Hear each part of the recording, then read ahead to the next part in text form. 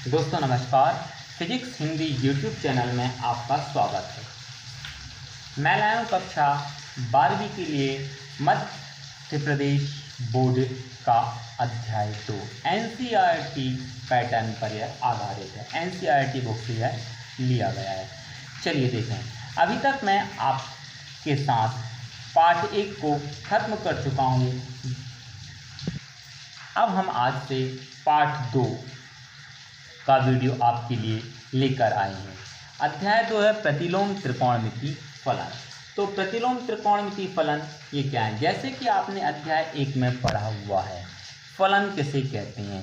एक बार मैं फिर से आपको बता देता हूँ कि फलन होता क्या है। फलन क्या है ये एक बार मैं आपको फिर से बता देता हूँ।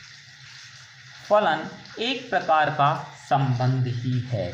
मान के चलें ये कोई हमारे पास एक समुच्चय है A और ये कोई हमारे पास दूसरा समुच्चय है B। यदि मान लीजिए A के अवयव हैं 1, 2, 3 और B के अवयव हैं A, B, C और D। तो यदि A का संबंध 1 से है, दो का संबंध B से है और 3 का संबंध भी B से है, तो इससे हम फलन कहेंगे। तो इसकी जो पहली कंडीशन है कि फलन की क्या है कि समुच्चय A के प्रत्येक अवयव का प्रतिचित्रण समुच्चय B के किसी न किसी अवयव से होना चाहिए। तो समुच्चय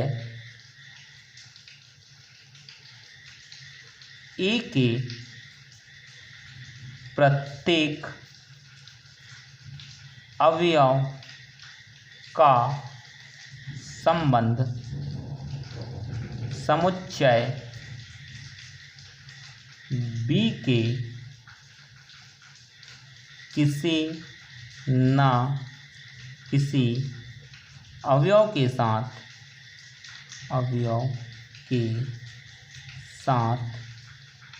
होना चाहिए। अर्थात A का प्रत्येक अवयव B के किसी न किसी अवयव के साथ संबंधित। जैसे यहाँ पर 1 A से संबंधित है, 2 B से संबंधित है, 3 भी B से संबंधित है। यानी प्रत्येक अवयव B के किसी न किसी अवयव से संबंधित है। फिर इसकी दूसरी कंडीशन होती है कि समुच्चय A का कोई भी अवयव B के एक से अधिक अवयव के साथ संबंधित नहीं होना चाहिए। मान के चलें ये कोई एक समुच्चय है, इसका नाम है A और ये कोई दूसरा समुच्चय है, इसका नाम है आपका B और समुच्चय A के अवयव हैं 1, 2, 3 और B के अवयव हैं A, B, C और D। मान लीजिए 1 का संबंध A से है, 2 का संबंध B से है और 2 का ही संबंध C से है और 3 का संबंध D से है।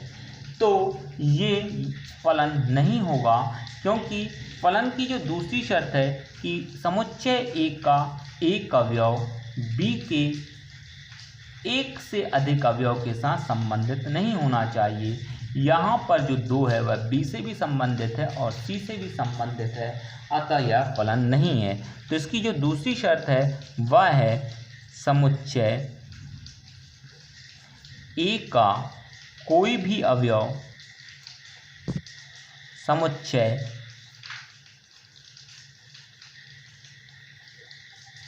B के एक से अधिक अवयवों के साथ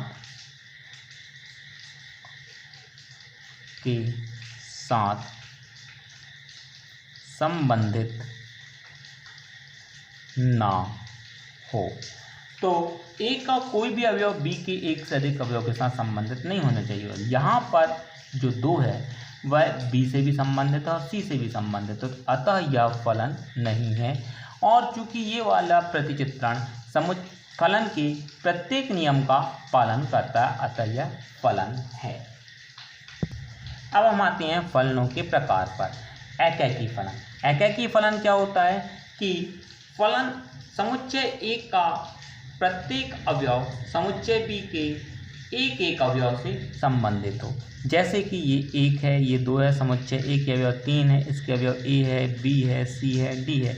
यदि ए का संबंध ए से, 2 का संबंध बी से, 3 का संबंध सी से हो तो इस प्रकार का संबंध एकैकी फलन कहलाता है। अर्थात ए का एक अवयव बी के एक अवयव से प्रतिचित्रित है, इसको कहते हैं हम एकैकी फलन। एक ऊपर हमने ये बताया था, इसको कहेंगे हम बहु एकैकी फलन। अर्थात यहाँ पर 2 अवयव 2 और 3 का प्रतिचित्रण का से है बी से है, 1 का ए से है, 2 का बी से है, 3 का भी बी से है, तो बहु एकैक यानी बहुत सारों का एक पर प्रतिचित्रण। तो ऐसे फलन को हम कहते हैं बहु एकैकी। तो फलनों के प्रकार में एक एकैकी फलन हो गया, एक हो गया आपका बहु एकैकी फलन, तो इसको हम फलन को कहेंगे बहु एकैकी फलन। और एक होता है आपका आच्छादक फलन। आच्छादक फलन क्या होता है? मान लीजिए आपका कोई अवयव समुच्चय है ए और ये दूसरा समुच्चय है आपका बी। इसके अवयव हैं 1 2 3 और इसके अवयव हैं ए बी सी। और 1 का संबंध ए से हो, 2 का संबंध बी से हो और 3 का संबंध सी से हो, तो यहाँ पर हम देखते हैं कि ए विपरीत चलें तो ए का 1 से, बी का 2 से, सी का 3 से हो। अर्थात बी के प्रत्येक अवयव ए के किसी न किसी अवयव से संबंधित हो। दैट्स मीन्स बी में कोई भी अवयव खाली नहीं छूटना चाहिए, जैसे यहाँ पर डी छूटा हुआ है जो ए के अवयव से संबंधित नहीं है, लेकिन यहाँ पर प्रत्येक अवयव ए के अवयव से संबंधित है। ऐसे फलन को हम कहते हैं आच्छादक फलन। और इसको एकैकी आच्छादक भी कहेंगे क्योंकि यहाँ पर एक अवयव 1 से है और बी के प्रत्येक अवयव का संबंध ए के प्रत्येक अवयव से है, अतः यह फलन एकैकी भी है और आच्छादक भी है, तो ऐसा फलन कहलाएगा एकैकी आच्छादक फलन। अब आते हैं हम प्रतिलोम फलन पर। प्रतिलोम फलन क्या होते हैं और किन फलनों का प्रतिलोम ज्ञात किया जा सकता है?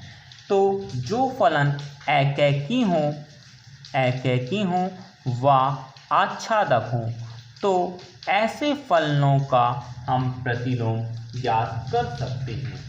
तो जो फलन एकैकी व आच्छादक होंगे उनका हम प्रतिलोम ज्ञात कर सकते हैं।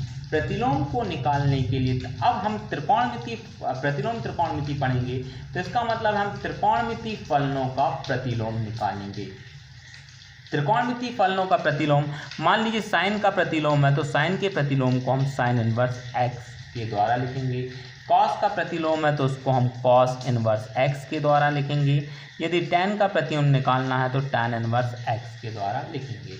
अब हम जानते हैं कि इनका जो साइन होता है वह ऋण 1 से 1 के बीच होता है। इसी प्रकार साइन इनवर्स, कॉस इनवर्स और tan इनवर्स इनकी मुख्य शाखा का एक परिसर होता है, अर्थात इनका जो मान होता है निश्चित बिंदुओं के बीच होता है। तो इसको अपन कैसे निकालें देखते हैं। चलिए देखें, साइन एक्स की मुख्य शाखा का परिसर क्या होगा। तो साइन एक्स की जो मुख्य शाखा का परिसर होगा वह होगा -π/2 to π/2। अब देखते हैं ये कैसे आया।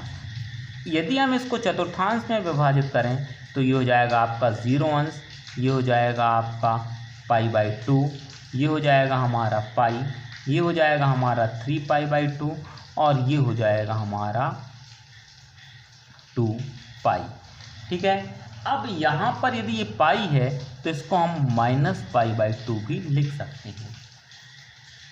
अब हम जानते हैं कि यहाँ पर प्रथम चतुर्थांश में जो भी अवयव आता है, जो भी आपका त्रिकोणमितीय अनुपात आता है, उसमें प्रत्येक का मान धनात्मक होता है। द्वितीय चतुर्थांश में साइन और इसका विपरीत कोसेक पॉजिटिव होता है। तृतीय चतुर्थांश में जो भी मान आता है उस पर tan और उसका विपरीत कॉट पॉजिटिव होता है। और तृतीय चतुर्थांश में कॉस और इसका विपरीत सेक जो होता है वह पॉजिटिव होता है। अब हमें इसकी मुख्य शाखा का मान निकालना है। तो मुख्य शाखा का मान ऋणात्मक और धनात्मक 2/4 मिलके बनाएंगे। तो यदि हम यहाँ से 0 से स्टार्ट करें तो 0 से यहाँ तक चलें तो साइन का मान पॉजिटिव होता है π/2, और π/2 से पाई पर चलें तो इसका मान होता है हमारा क्या, धनात्मक। तो ये भी धनात्मक, यहाँ भी धनात्मक। अतः इस स्थिति में हम साइन की मुख्य शाखा का मान नहीं निकाल सकते। यदि हम यहाँ से देखें तो यहाँ साइन का मान ऋणात्मक होता है और यहाँ साइन का मान होता है हमारा धनात्मक। अतः इसकी मुख्य शाखा का परिसर आ जाएगा -π/2 to π/2। इसी प्रकार हम cos इनवर्स x की मुख्य शाखा का परिसर देखें कि मुख्य शाखा का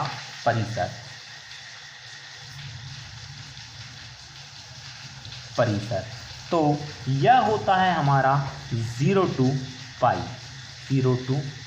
देखिए कैसे, यदि हम इस वाले चतुर्थांश में देखें तो cos का मान पॉजिटिव, यहाँ भी cos का मान पॉजिटिव। लेकिन यदि हम 0 to π जाते हैं तो प्रथम चतुर्थांश में cos का मान पॉजिटिव, लेकिन द्वितीय चतुर्थांश में cos का मान होता है हमारा नेगेटिव। तो यहाँ पर cos की मुख्य शाखा का जो परिसर आ जाएगा वह आ जाएगा 0 to π। इसी प्रकार tan इनवर्स x की मुख्य शाखा का परिसर ये हो जाएगा हमारा, अब इसको देखें हम तो यहाँ से देखें तो 0 to π/2, यहाँ पर तो ये tan आपका धनात्मक होगा, π/2 to आपका यहाँ पर साइन धनात्मक, लेकिन tan आपका ऋणात्मक, और यहाँ पर हम देखें तो यहाँ पर tan हमारा क्या होगा, धनात्मक होगा। इसीलिए tan की यदि हम मुख्य शाखा निकालें तो ये -π/2 to π/2 आ जाएगी, क्योंकि यहाँ धनात्मक है और यहाँ पर tan का मान ऋणात्मक है। तो tan की मुख्य शाखा का परिसर हो जाएगा -π/2 to π/2। लेकिन ये खुला अंतराल लिया जाएगा, खुला अंतराल इसलिए कि इसमें -π/2 और π/2 शामिल नहीं होगा, क्योंकि tan का मान π/2 पर और -π/2 पर इन्फिनिटी होता है, उसका मान हम नहीं निकाल पाते। इसीलिए यहाँ पर हम जो मान लेंगे वो खुले अंतराल में लेंगे। अब ये साइन हो गया, ये cos हो गया, ये हो गया हमारा tan। अब कोसेक की मुख्य शाखा निकालें, कोसेक इनवर्स x की मुख्य शाखा का परिसर। तो मुख्य शाखा का परिसर कोसेक की क्या होगा, तो कोसेक देखें कहाँ से कहाँ पर आता है। कोसेक का जो मान होगा वह यहाँ पर कोसेक धनात्मक, यहाँ पर भी कोसेक धनात्मक, लेकिन चतुर्थांश में और प्रथम चतुर्थांश में ये ऋणात्मक। तो इसकी मुख्य शाखा का जो परिसर आ जाएगा वह आ जाएगा -π/2 to π/2। लेकिन इसमें से हम 0 को माइनस कर देंगे, क्योंकि cos 0 का मान इन्फिनिटी होता है। तो इसकी मुख्य शाखा का परिसर हो जाएगा -π/2 to π/2। अब देखते हैं हम sec इनवर्स x की मुख्य शाखा का परिसर।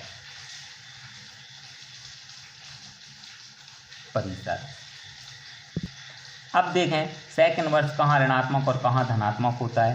sec यहाँ पर धनात्मक, लेकिन इस वाले चतुर्थांश में ऋणात्मक होता है, अतः उसकी मुख्य शाखा का परिसर हो जाएगा 0 to π।